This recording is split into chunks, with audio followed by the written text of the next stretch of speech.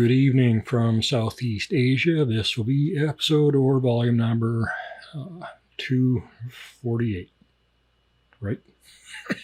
Come on. 240. Yeah, 240. Oh, man. Okay. Of the alienanalprobe.com scary podcasts. Very often just stupid podcasts.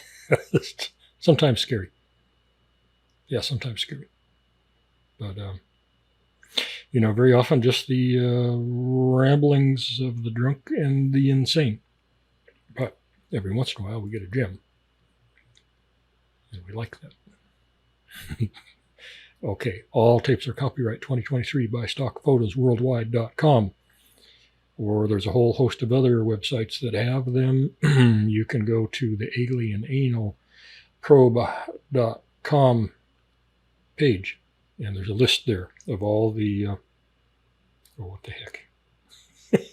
Of all, I get them. Yeah, okay. Of all the domains that have them. Well, it's a partial list, actually. And so you can go to any of those, or you can go to, I'm a little slow.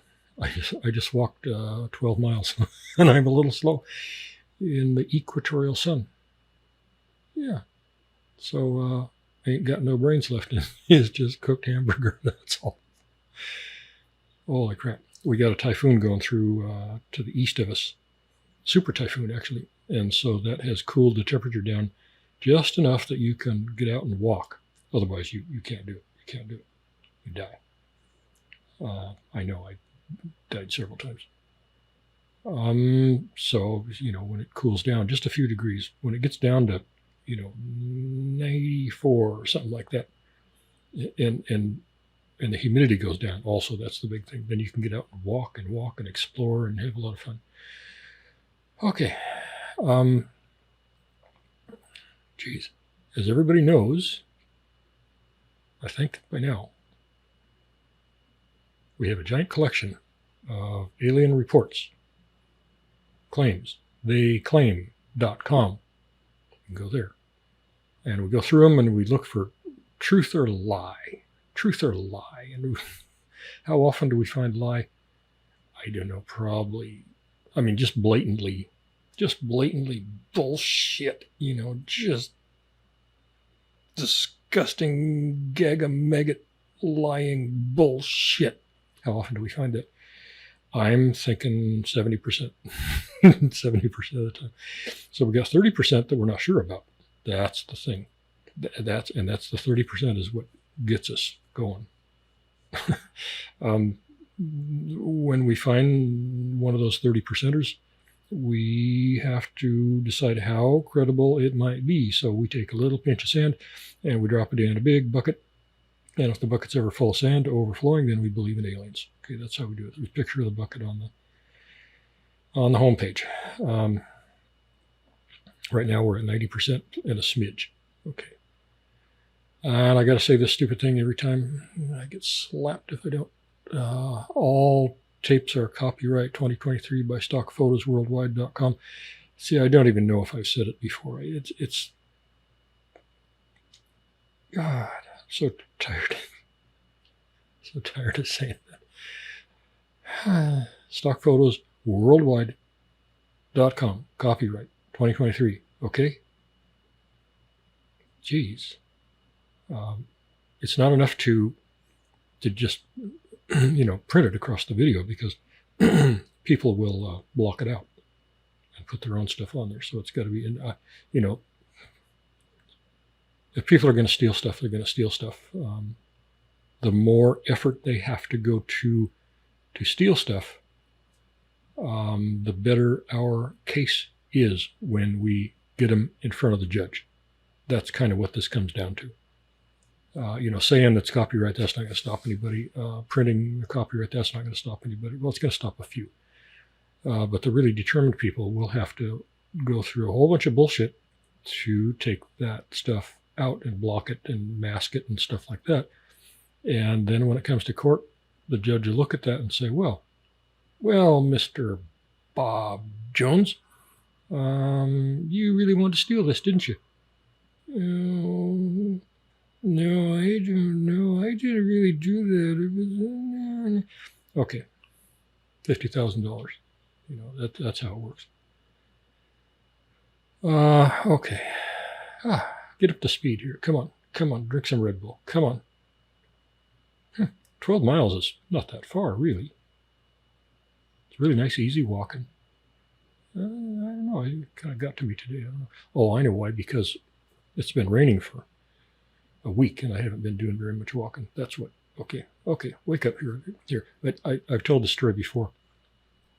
I've had a lot of airplanes. I had one that was tricky to fly, and I'd take that puppy on a long trip, anything over about 3 hours, and then when it came time to land, I would get on final, and I'd just relax and think everything's okay, and then I'd get about halfway down final, and I would realize, holy crap, I am behind the curve on this puppy. Wake up, and sometimes I just have to go around and up in the pattern again, and I'd open the window so the freezing air came in, and I go, wake up, you stupid shit, you're going to crash and die. And I do it really hard, though. It slap me silly. And really, the adrenaline would wake you up, and you're instantly really pissed, like somebody else did it, but nobody else did it. You did it. And then you're thinking, well, who the hell am I pissed at? What the hell? Don't do that again. I'll kill you, hand. But it worked. It really does work. If you're in a situation where you got to man up, it might be a gunfight, it might be some other kind of shit. I've been in those a few times. And you need that adrenaline going, and you don't feel like it's going, do that. Slap good and hard. I mean, don't break your jaw, don't knock the molars loose, but make it sting. Make it really sting. If you had a ping pong paddle, my favorite weapon of choice, ping pong paddle, you get smack. Oh yeah, I'm awake now. Okay, let's rock and roll. Okay, so no, I don't want to do it. It hurts too much. God dang it. Okay, so here's the first case. Shit, 8 minutes of foolishness. No, it's not all foolishness, just mostly. Okay, Loma de Ballena, Spanish, Peru. February or March. Oh, I hate that. They don't know. Well, I think it was summer. No, it might have been winter. Come on. That sort of puts a dampener on the credibility there right out of the gate. It doesn't destroy it necessarily. I had stuff happen back in my lifetime. I couldn't tell you what month. Well, no, I couldn't tell you what month. I could say, February or March, Okay, and that stuff really happened. So, okay, time 1630. Well, that's interesting. He knows the time, but not the month. Okay, then. Alrighty.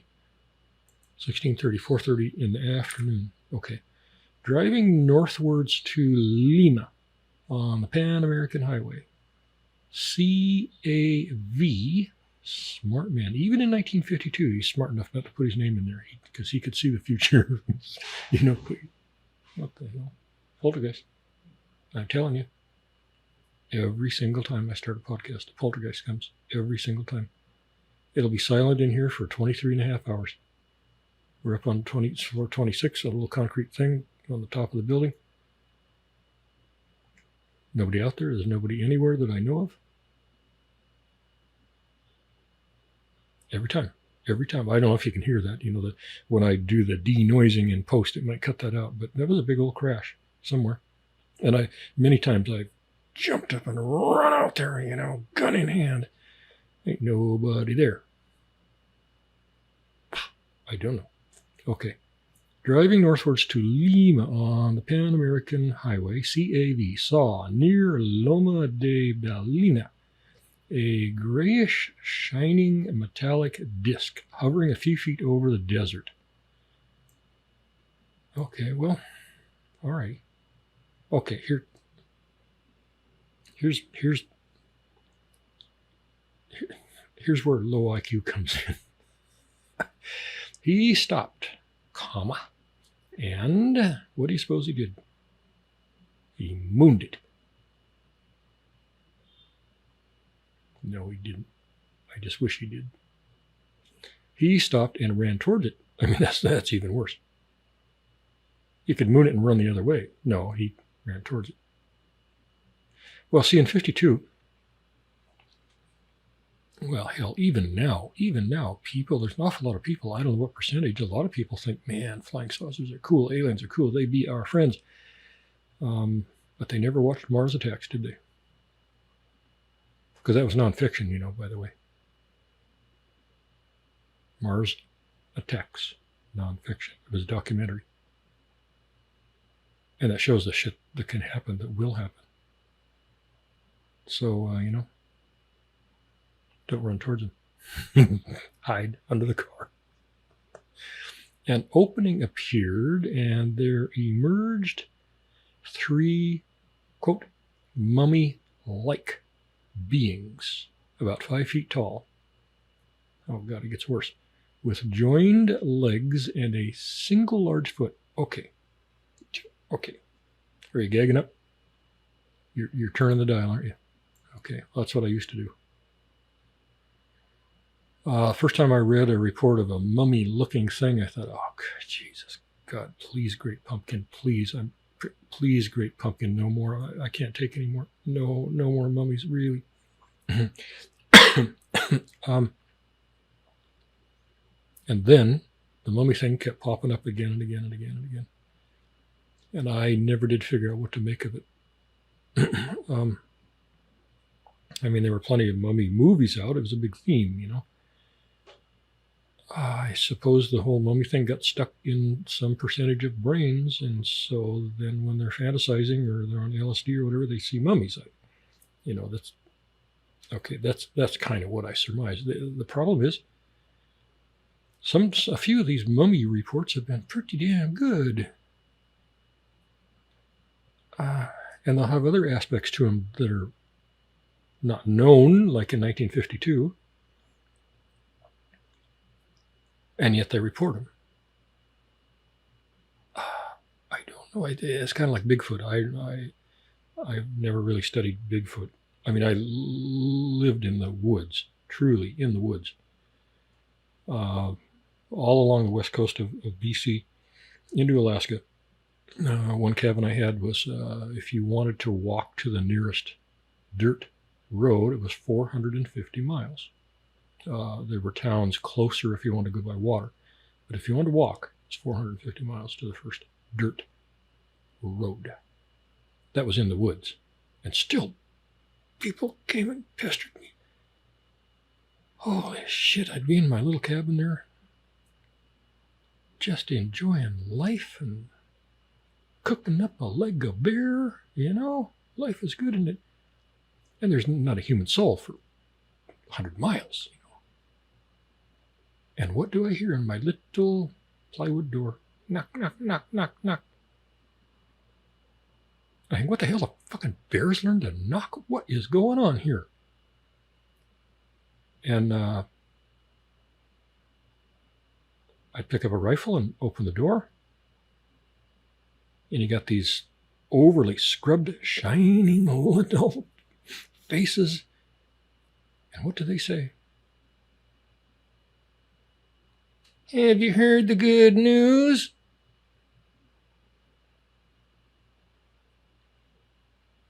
And you say, what? Did you fall down and get a sticker up your ass? That'd be good news. You got to drive them off. That's all you do. You got to drive them off. You know, they had some little goddamn boat. There's some big boat out in the channel, and they came in their little goddamn aluminum skiff to harass, pester, and annoy. How do we get off on that? I forgot what the connection was. Stream of consciousness with no loop around to the beginning. Okay.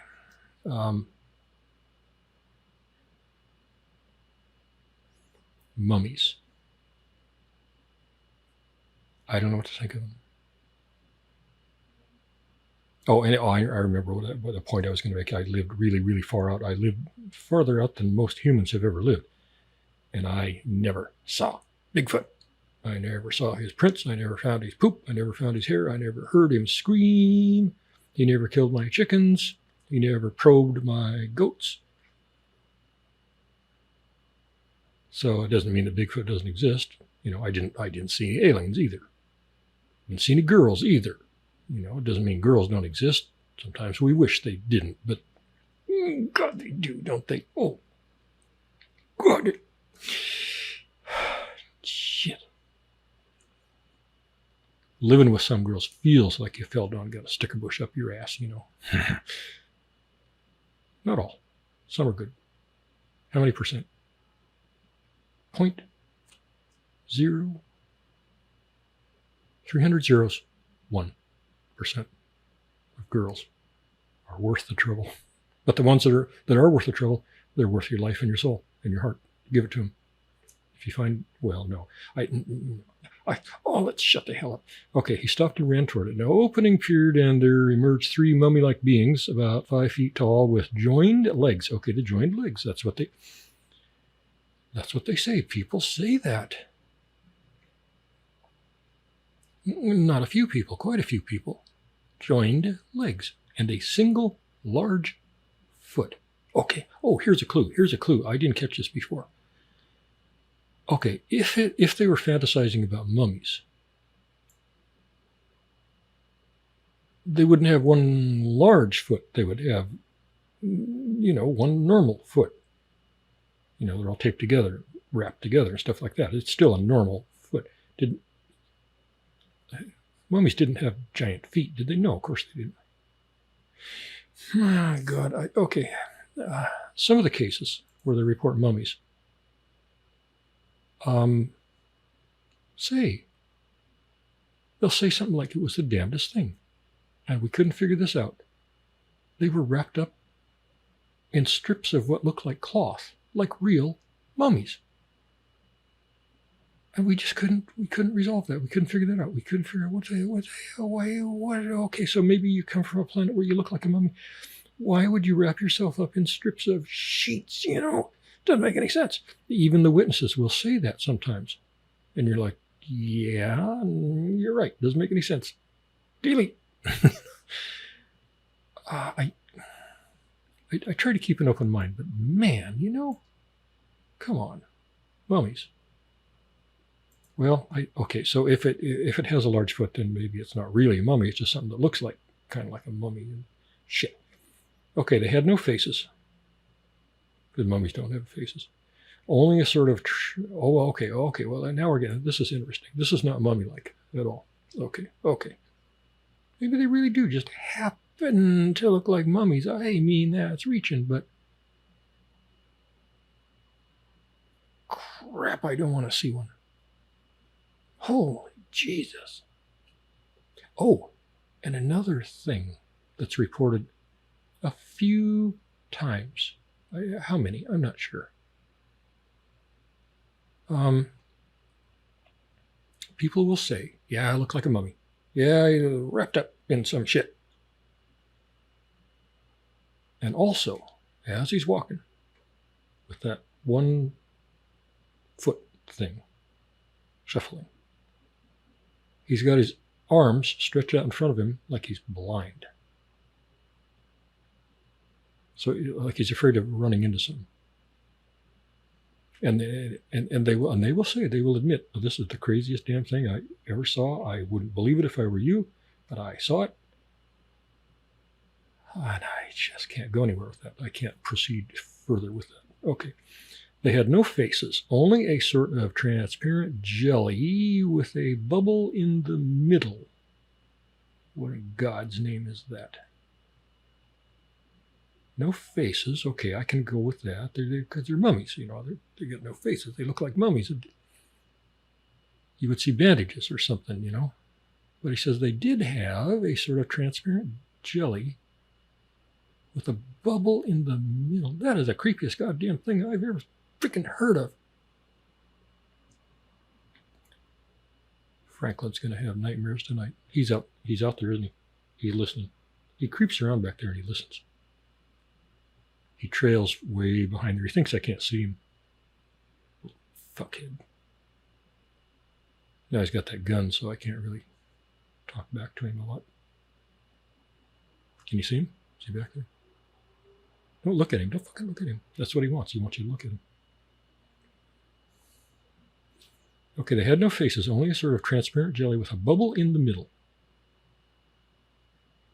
Okay, so every once in a while, I'm just going to stop, okay? And I'm going to start at the beginning, and so we can keep up with the overview of the case, okay?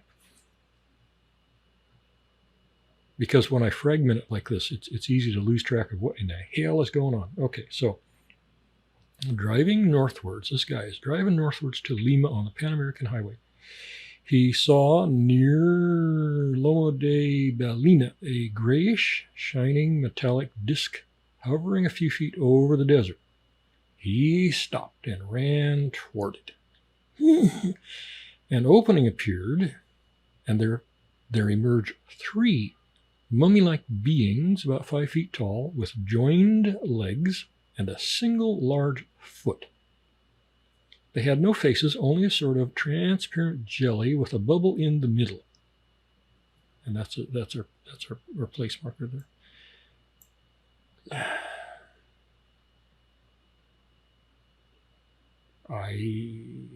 We're not even halfway through it.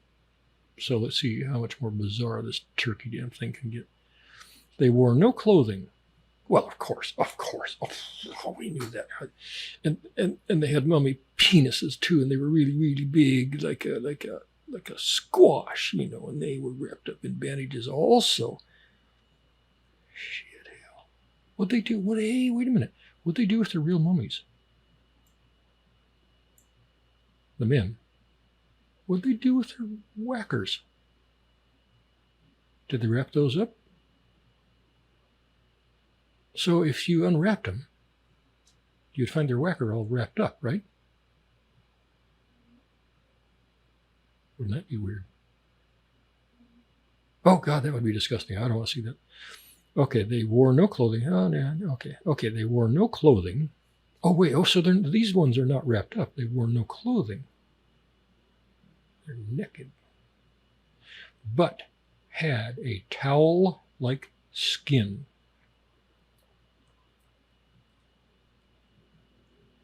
Holy crap. They asked in English, no less. What? Whether they were in North America. Okay. We're on a slippery slope here, people. I hate to say it. I hate to say it, really, I do. There are quite a few reports where aliens supposedly land. Supposed aliens supposedly land and supposedly ask where they were. Quite a few cases of that, more than I want to think about. Does that automatically disqualify every single one of those cases? Well, I'm not sure. I try to think what kind of a scenario could occur that would necessitate landing on a planet and asking what continent you were on. I really reach in to try to even come up with a theory for that. I mean, okay, let's say they can't tap into our GPS system.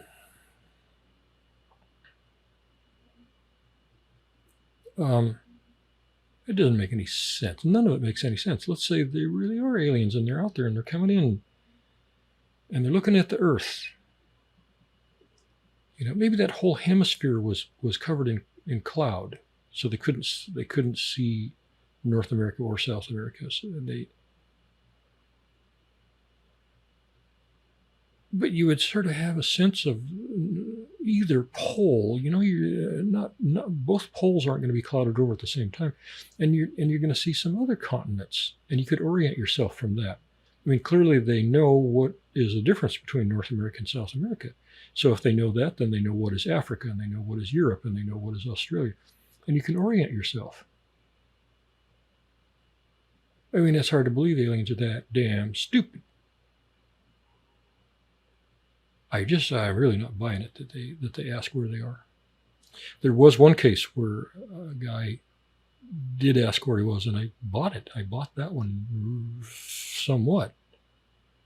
That was a case where he showed up in this crappy little thing. It looked like he had built it out of the back of Popular Mechanics.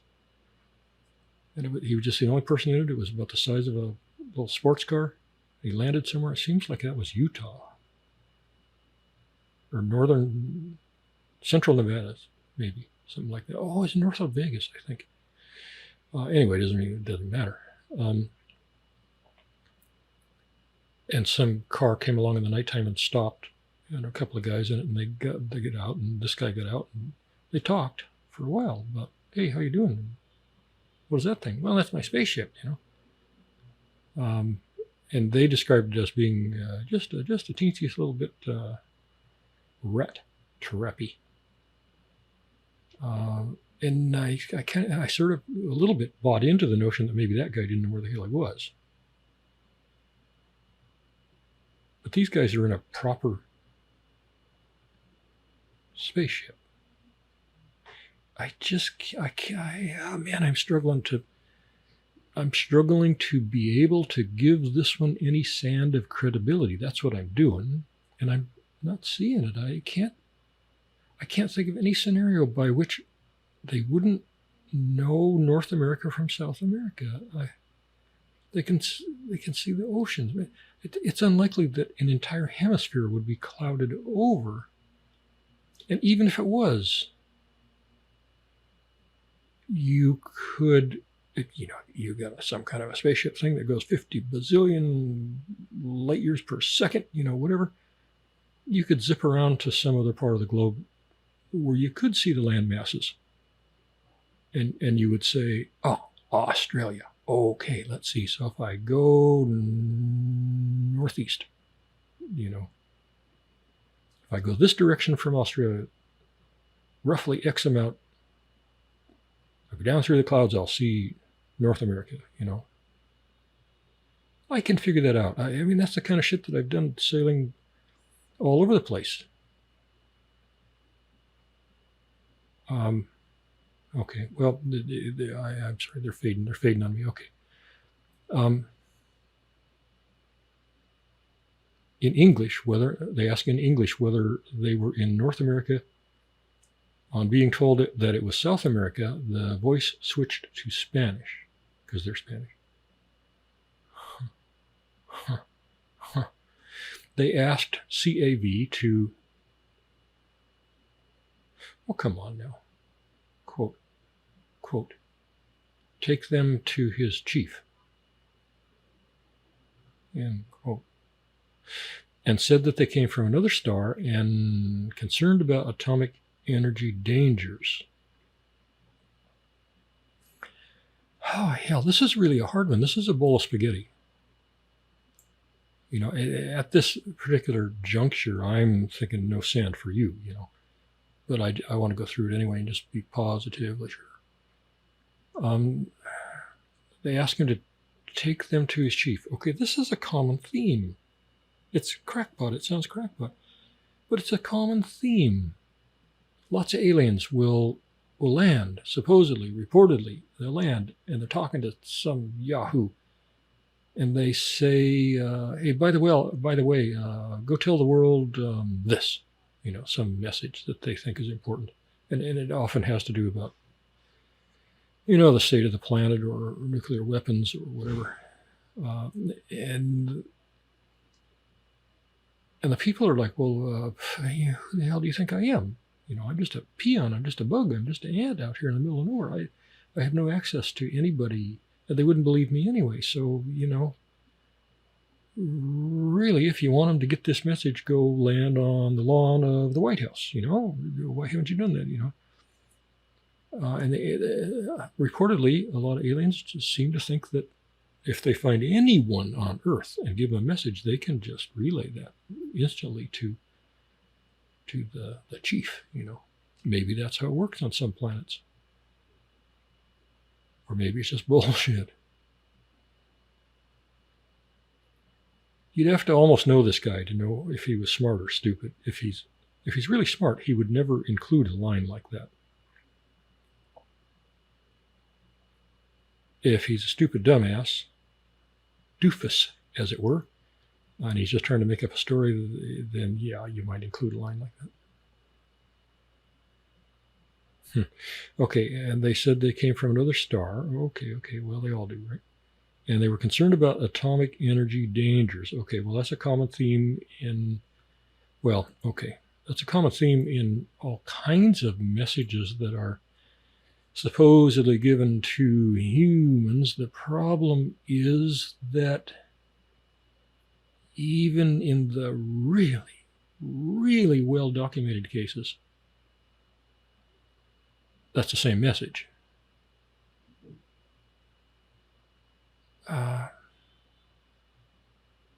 I never really understood why some civilization from Zeta Reticuli, I'm still not sure which is the proper pronunciation, why would some race from there be worried about what we do with atomic stuff? And so for the first 30 or 40 years that I read those reports, I thought, well, that's just stupid. Why would they be worried about that? That's ridiculous.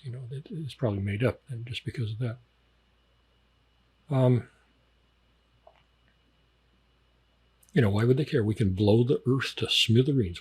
It's not going to bother them. They're 50 bazillion light years away. But it's coming to light just recently. Yeah, not so recently. 10 years. 10 years it's coming more into the mainstream consciousness. That stupid shit that we do here on Earth, via some quantum mechanism, almost certainly affects things and possibly civilizations so far away you can't even comprehend the distance. And I've studied it a teensy little bit, as much as my tiny brain can absorb. And the logic seems clear to me. It seems sound. The underlying logic behind why, we detonate a nuke here, and they can feel it somehow, some weird way in Zeta Reticuli, in that star system,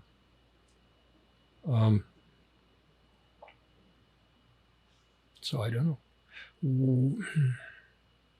Yeah, I don't know. Man, this is a tough one. This is a really hard one. They said they were asexual. Oh, well, they come from San Francisco. Then that mystery is solved. They ain't aliens at all. They come from San Francisco, that's all. And they reproduced by fission. Well, they come from San Francisco, because that's how they think they're going to get it done. That's how they think they're going to keep the race going. Fission, that'll do it. I'm pretty sure. Okay, during the conversation, one actually did so.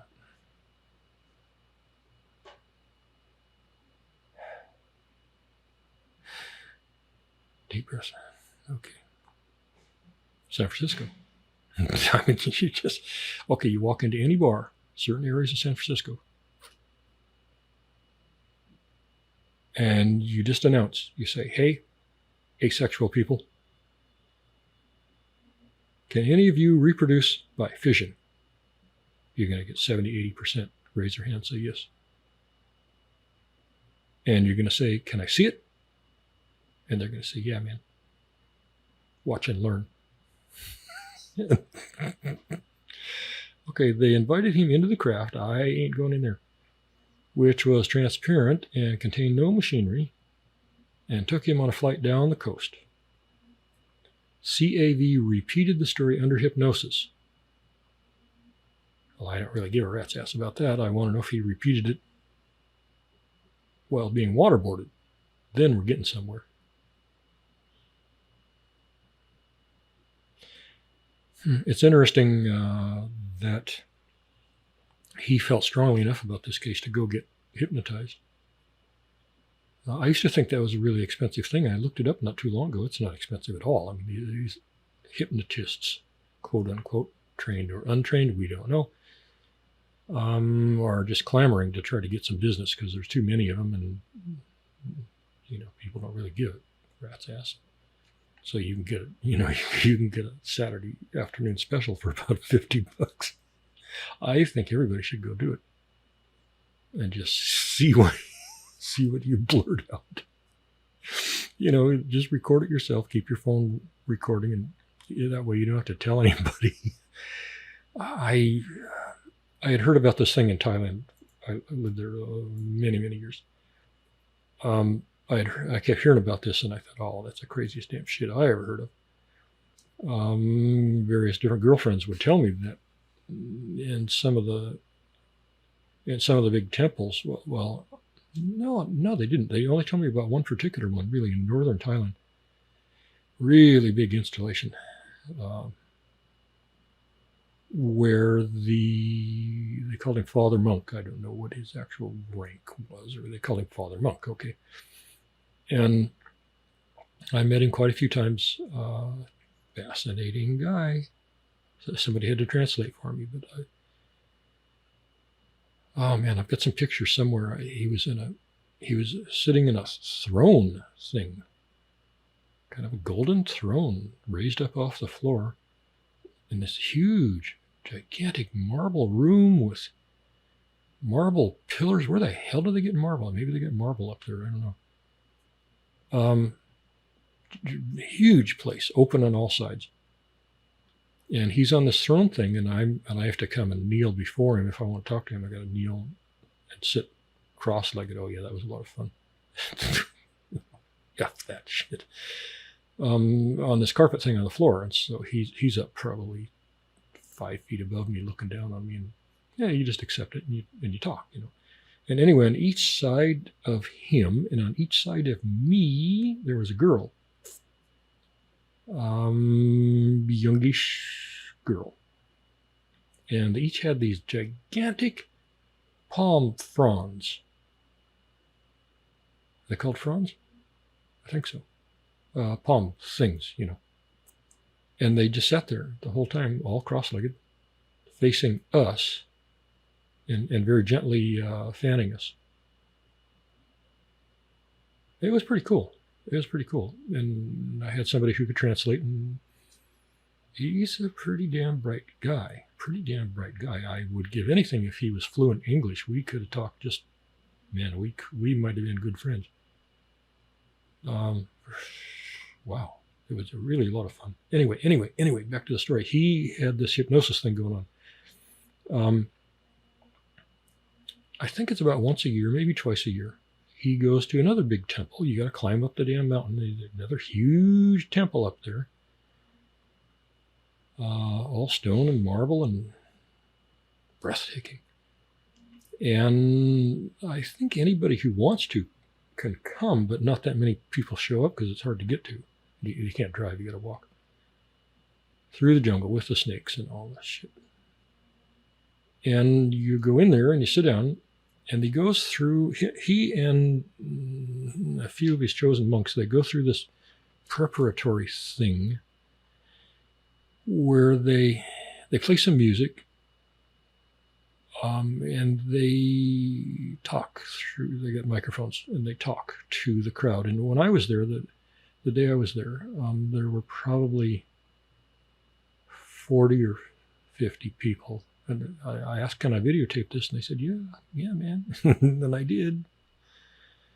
I tried to be somewhat, discreet about it, but towards the end, I didn't give a shit. And so anyway, you sit there on these little pillow things on the floor, semicircle around the monks, and Father Monk sat there in another throne thing. And they all talk to you. They work you up. Well, I don't know. I'm told that's what they did. My Thai was not good enough. I was getting, 1 out of 8 words like that, and so I barely got the gist of it. And they prepare you for what's to come, and what's to come is you're going to be hypnotized, And when you're under, you're going to be told to become your real self. And they did. They did. Slowly. It took a while. They did the whole thing. The workup where you just listen, that was about an hour. And then it was about another hour of actually the hypnotizing stuff. And little by little, people would, I don't know, I guess relax, get into the moment, and become what they felt they were. It didn't work on me at all, possibly because I didn't understand enough of the Thai. So I just sat there, whatever. I was with some kids, and it kind of took on some of them and didn't on others. But I think they were shy. They were nervous and shy about having me there.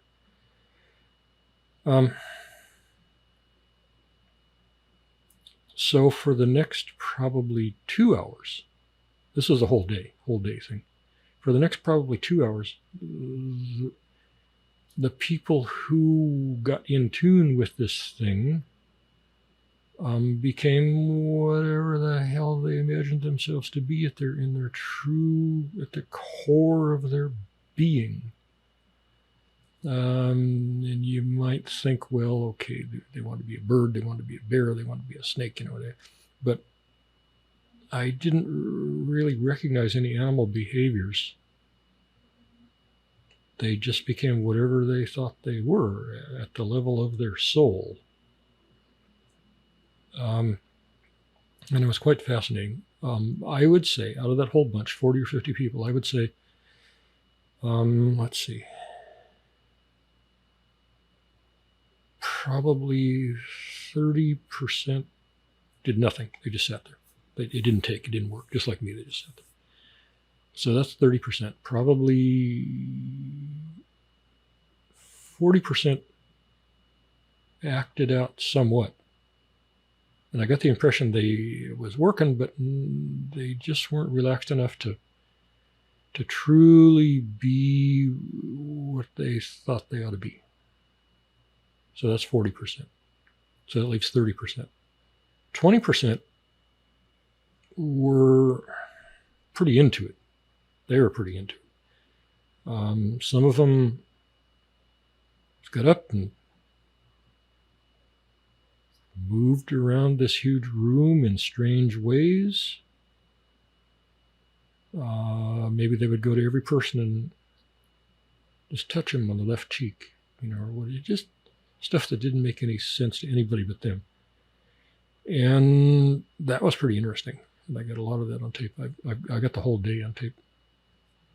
And 10%, the remaining 10%, went cuckoo, gaga, wacko, boo-boo, gone. Circle of Neptune, and then on to Pluto. Okay, and then on to that other one that's way out there. I can't remember the name of it. And they were quite involved. They were quite engaged. And that was entertaining. You might think that there might have been some sexual energy there, and there was. I saw that to some degree. I'm told that sometimes people just take their clothes off and go trying to boink everybody in the room. I didn't see that, but I'm told that happens. And then the monks will come. They hold back 3, 4, 5 monks to keep an eye on this. And when they feel things are getting out of hand, they'll just come in and they very gently just take the person off to a place by themselves, and then they can do whatever they want, by themselves, which is kind of difficult. So I didn't see any truly wacky stuff, but it was pretty wacky. And I'm not ever, well, let's see, I was going to say I'm not ever going to post those recordings, just out of respect. But if I masked their faces, yeah, sure, I could. Be a lot of trouble. Man, you'd have to edit the living daylights out of that thing because I'm just panning around all the time, never ending. And you'd have to mask out 40, 50 faces, So I don't know that I would ever do it, but anyway, that's what I saw. So that's my only experience with hypnosis. So this guy says this thing contained no machinery and took him on a flight down the coast. CAV repeated the story under hypnosis. Well, I don't know. I don't know what I think of hypnosis. I tend to not trust it. Okay, of these people, of this 40 or 50 people, and the percentage that did act out in some way to some degree, how many of those had really gotten in touch with their inner self, and how many just had this notion that, well, we're here and that's what people do, so I'm supposed to do that to fit in, and so they started doing this weird stuff also, just not because that was a reflection of their inner self, but just because they kind of sort of thought they were supposed to. So this guy, he repeated this story under hypnosis. So maybe when he's hypnotized, he just thought, well, maybe that's kind of sort of what I'm supposed to do. I'm supposed to repeat this story. So anyway, okay, this is a long, convoluted case. And I don't know what I think of it. I cannot, yeah, okay, I do know what I think of it. I can't automatically just dismiss it totally out of hand, say gone, deleted into the corn, because I'm not exactly 100% sure it's bullshit, but I can't give it a lot of sand. I mean, I can give it one grain of sand. That's all I can do. It's a really weird case. Possible. I mean, bye-bye. Okay. Man, we're supposed to be at 30 minutes now. We're at 48. What the hell's going on here? Okay, let me find Western Utah. God. Go back to one of my tapes. I labeled it LDS. Yeah, me and Utah, we'd be buds. Okay, late spring 1952. Time is unknown. According to various sources, a large craft of several hundred feet in diameter crash landed in the area, clipping the top of a hillside and leaving a gouge in the valley floor before coming to rest. I wonder if this is the case I think it is. No, it's not. Okay, so how many aliens can crash before there aren't any more aliens, And is there machinery, are there crafts so incredibly unreliable and fraught with accidents that they're just falling out of the sky like snowflakes? I don't know what to make of this whole thing. If you were making a story up, if you wanted to make up a story about aliens, what extreme could you go to and still possibly have any plausibility at all? Well, alien ship crashes, that's as wacky as you can get, I think, if you're going to make stuff up. And a lot of people want to be as wacky as they can get. Okay, apparently some undescribed humanoids survived the crash and are, present tense, holed up in the area where there have been numerous sightings of entities on the ground. Okay, well, that was in 1952. They're long gone by now, if there ever was anything there, and there is any such thing as men in black. They scooped them up. Probably 1952,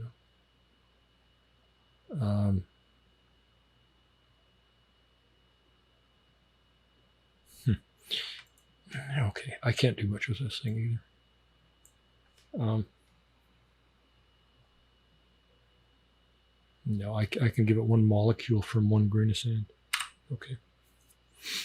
We're going to try to do this to come out the end of it at about an hour. Allen, West Virginia. I want to go to West Virginia. I do. I want to see it. May 1952. Time is 2000 or 2000 or 8 o'clock at night.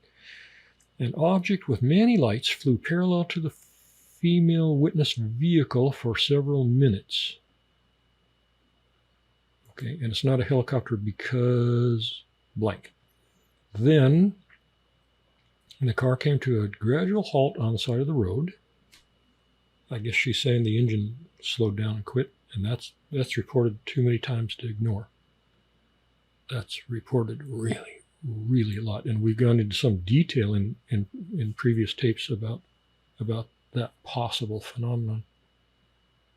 And basically, I want to know if diesel engines do that also. That's what I want to know. I don't know. I have not read a single report where a diesel engine did that, faltered in the presence of a UFO and stopped. I don't know of a single instance of that. Some diesel engines, especially newer ones, have electric fuel pumps. So if something disrupted the electrical field around the area, around the vehicle, it might stop that fuel pump, and then the diesel engine would stop. But there's no wiring per se on a diesel engine. There are no spark plugs. There's no distributor. There's no nothing. You don't need electricity to run a diesel engine unless you're running the fuel pump off of electricity, which seems to me kind of damn stupid. But well, no, it's not stupid, because sometimes you got to pressurize the fuel system before they'll start. So in some old diesel engines, you used to have to had a little hand pump. You could pump up the fuel system and put a little pressure in there, and then that gave enough pressure to work the injectors, just while it was turning, so they were getting fuel. And yeah, okay. Then the car came to a gradual halt on the side of the road. Okay. Well, the witness then found herself inside the craft, not remembering how she got there. Okay, fair enough. Kind of, sort of. In a twisted way. She was then what's the name of this website? Come on. You remember? AlienAnalProbe.com. And I thought that was the stupidest name I could ever imagine until I started realizing how much probing was going on out there. Okay. The witness then found herself inside the craft, not remembering how she got there, commonly reported. She was then thoroughly examined. And you know what that means. By smallish gray creatures with large eyes, like carp. Oh, wait. Oh, okay. Oh, I saw this and then I got excited, but then it turned out to be nothing. Something was inserted into or behind her. And I thought, oh, baby. And then it says ear. Oh, shit. Fuck. Ripped off. She was not afraid and saw things on the walls which weren't maps. Oh, that's refreshing. Usually they say it's a star map, and I think, I don't think they need star maps. But she says these are not maps. She assumed, oh, what the hell? Hell, stupid woman. What does this mean? She was not afraid and saw things on the walls which weren't maps. Period. She assumed that they were celestial charts. Hell, there was a 3-hour period of missing time. Probed for 3 hours. Holy crap. They must have some amazing lube, Because 3 hours will test the limits of the best lube on the market. That's a long time. You're talking Pennzoil.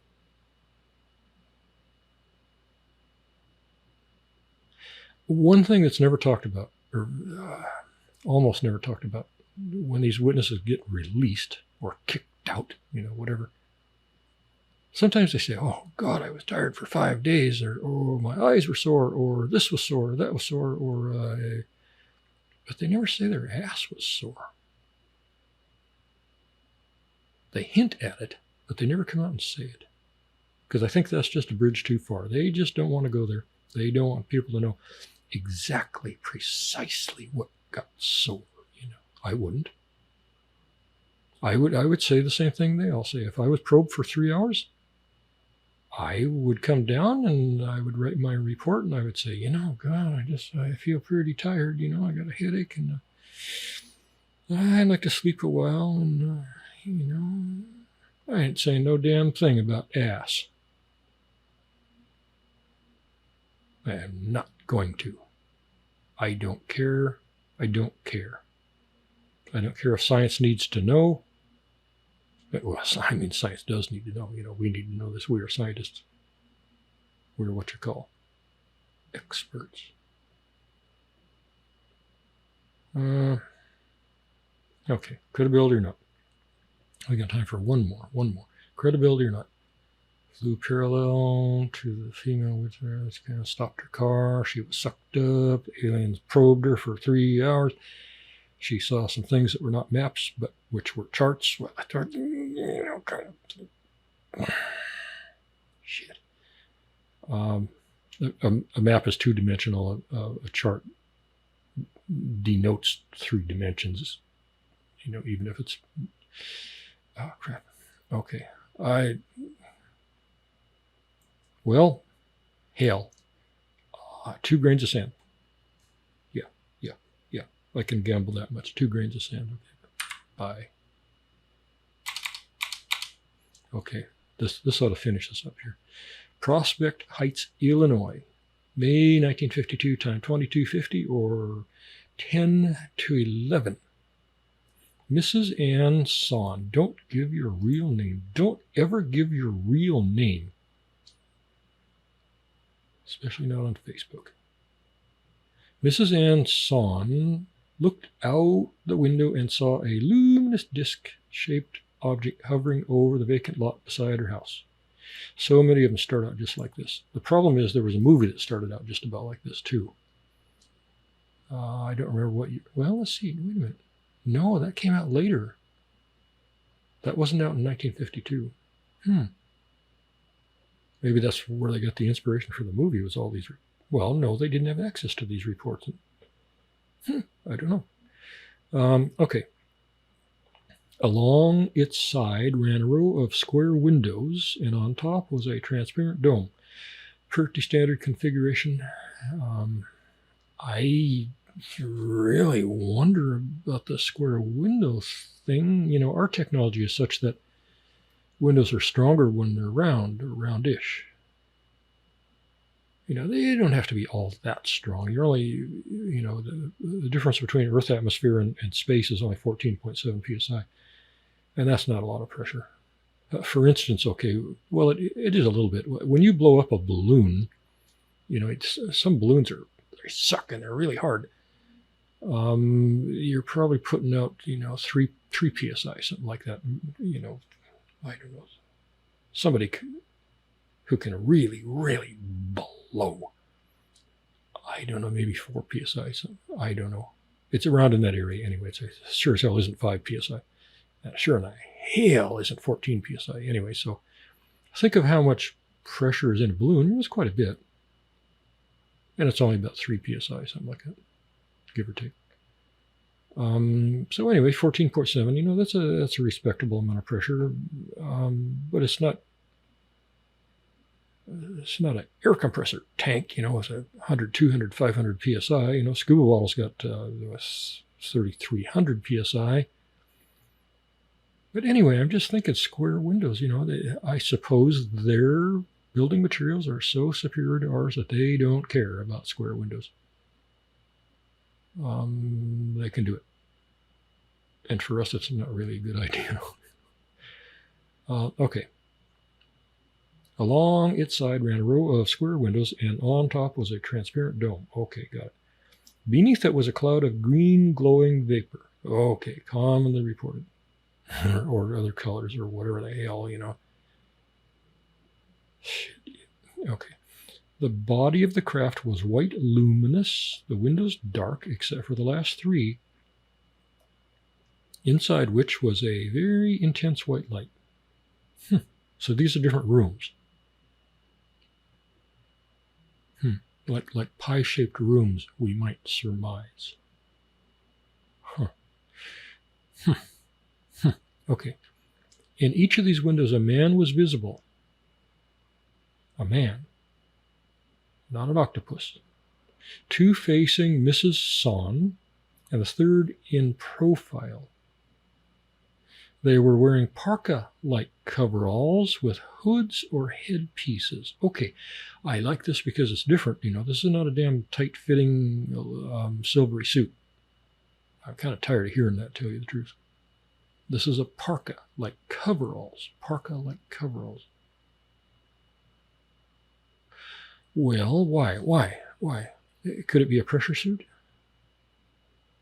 Or could it be an insulating suit? Could it be that this planet is really, really cold compared to where they live on Venus?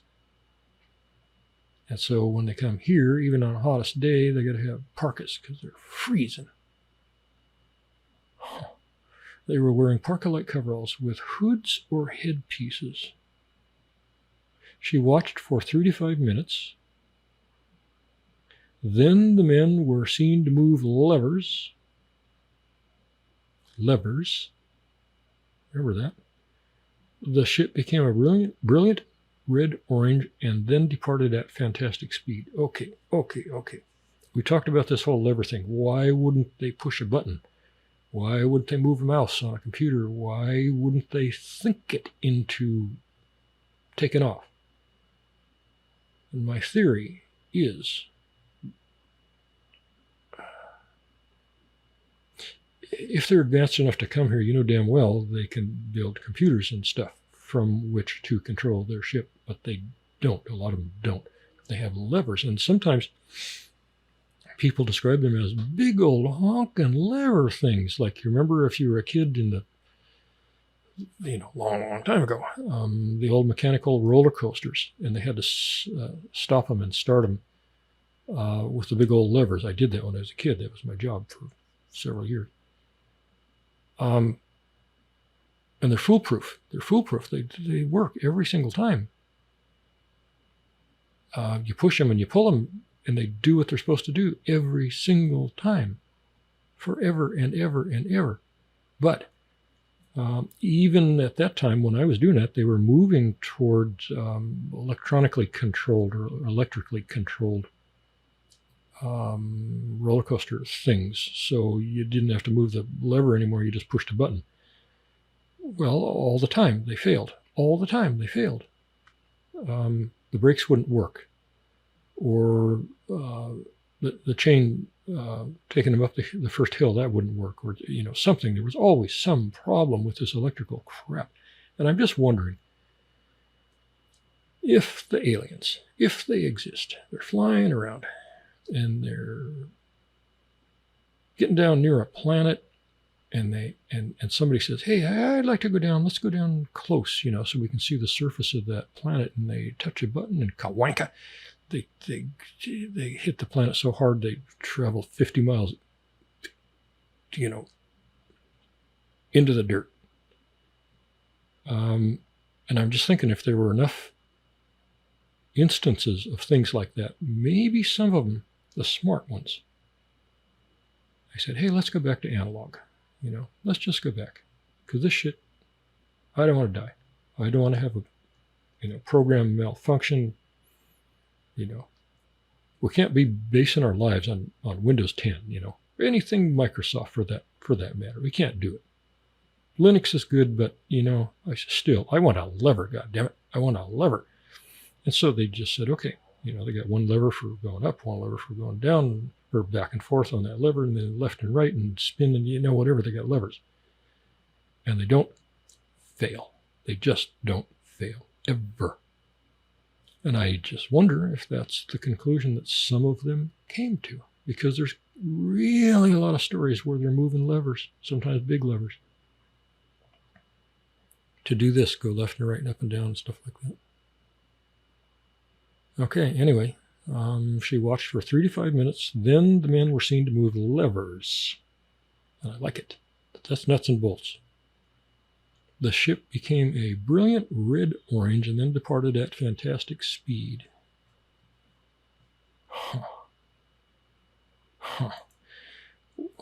Prospect Heights, Illinois, 52.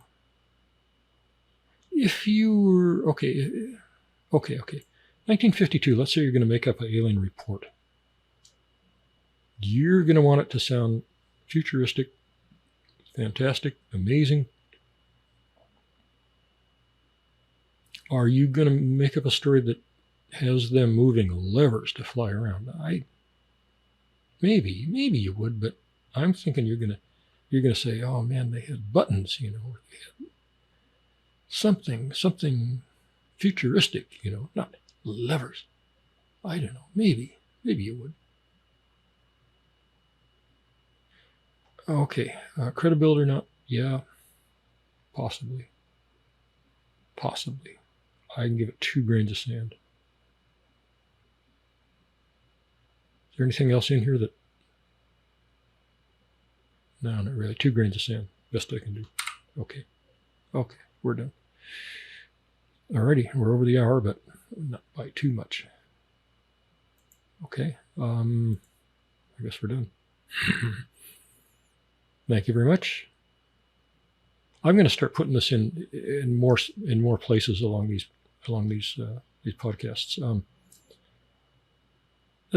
Everything is copyright 2023 by stockphotosworldwide.com, and if you see these on anybody else's server, not linked to it, but if they're actually residing, if they're actually pulling off of somebody's server somewhere, and not an RSS feed, they're legit. But let us know. You can get to us through Twitter. The link is on the page, and we'll go after them. And if we sue them and win, we'll send you a reward. It'll be, some percentage of whatever award we get, because we're tired of it. We're really. It's war. It's war now. The snowflakes seem to have this idea they can just take any content and steal it and do whatever they want. And then there's us. Okay. Thank you very much. And good evening. And good night.